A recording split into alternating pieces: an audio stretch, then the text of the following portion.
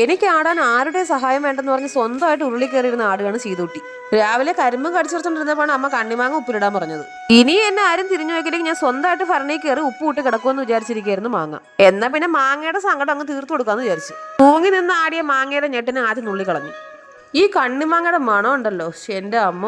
ഉപ്പും മുളകും എടുത്തപ്പോഴേ അമ്മ പറഞ്ഞു ഇനിയിപ്പോ അത് ഉപ്പിടാനും കിട്ടൂല, അച്ചാറിടാനും കിട്ടൂല. ആമ മാങ്ങയുടെ നെഞ്ചാങ്കൂട് നോക്കി കത്തേക്ക് കീറി രണ്ടുവരാം.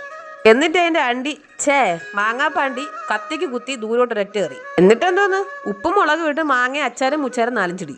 ഉപ്പിലും മുളകിലും കിടന്ന് ഇടികൊണ്ട് ചതഞ്ഞരഞ്ഞ മാങ്ങ ഇങ്ങനെ എടുത്തിട്ട് ഒരു ഒറ്റക്കടി. ഇതിന്റെയൊക്കെ ടേസ്റ്റ് ഒരു കുഴിമന്തിക്കും അൽഫാമിനും തന്തൂരിക്കും ഒന്നും കിട്ടൂല എന്റെ മക്കളെ. ശരിയാണ്, ഒടുക്കത്തെ പുളിയും ഒരു ഒന്നൊന്നര എരിവും. ഇനി അമ്മയുടെ മുളക് പാടത്തിൽ പോയി മുളക് പിച്ചി പിച്ചി അവിടെ മൊത്തം മരുഭൂമി ആയെന്ന് അമ്മ. പിന്നെ കണ്ണിമാങ്ങ ഉപ്പിടേ വേണം, മുളകും തരില്ലെന്ന് പറഞ്ഞ. അങ്ങനെ ഉപ്പും മുളകും ഒക്കെ ഇട്ടിട്ട് കണ്ണിമാങ്ങ നല്ല ഒന്നാന്തരമായിട്ട് ഉപ്പിട്ട് വെച്ചിട്ടുണ്ട്. ഈ ഇരിക്കുന്ന സാധനം നിങ്ങൾ വിചാരിക്കും അടുത്ത വർഷം വരെ കാണുമെന്ന്. എവിടെ നിന്ന് മാക്സിമം 3 ദിവസം, അത് കഴിയുമ്പോൾ എന്റെ കുപ്പി പോലും കാണൂല. അടുത്ത അമ്മയ്ക്കൊരു ആഗ്രഹം മുളക് വെച്ച് വേണമെന്ന്. എന്നാ പിന്നെ ആയിക്കോട്ടെ എന്ന് ഞാനും. ഇന്ന് മുളക് വെച്ച് ഉണ്ടാക്കുന്ന വലിയ മുളകിലല്ല, അതേ ഈ മാക്കറി പോലിരിക്കുന്ന ചെറിയ മുളകിലാണ്. നന്നായിട്ട് കഴുകിയിട്ട് നെടുകി ഒന്ന് കീറാം. എന്നിട്ട് ഇച്ചിരി നേരം ഉപ്പുവെള്ളത്തിൽ ഇടാം.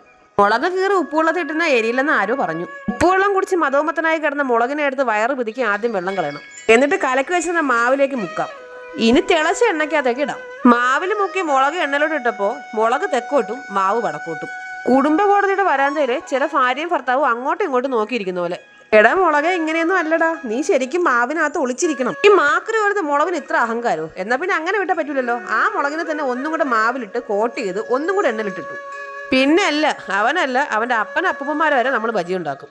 അങ്ങനെ പിണങ്ങി നിന്ന മാവിനെ മുളകിനെ നമ്മൾ ഒരു കോടതിയിലും പോകാതെ ഒരുമിപ്പിച്ചിരിക്കുകയാണ്. അങ്ങനെ നല്ല ഒന്നാന്തരം മുളക് വെച്ച് തയ്യാറായിട്ടുണ്ട്. ഇന്ന് അച്ഛൻ്റെ വകയാണ് കട്ടൻ ചായ. വൈകുന്നേരത്ത് നല്ല തണുത്ത കാറ്റും എരിവുള്ള മുളക് വെച്ചയും ചൂട് കട്ടൻ ചായയും. തീറ്റ മാത്രമേ ഉള്ളൂ എന്ന് ചോദിക്കുന്നവരോട് 2 കിട്ടിയാ എങ്ങനെ കഴിക്കൂലേ? ഇനി പറയാനുള്ളത് മുളക് കീറി ഉപ്പിലിട്ട എരിയൂലെന്ന് പറഞ്ഞവരോടാണ്.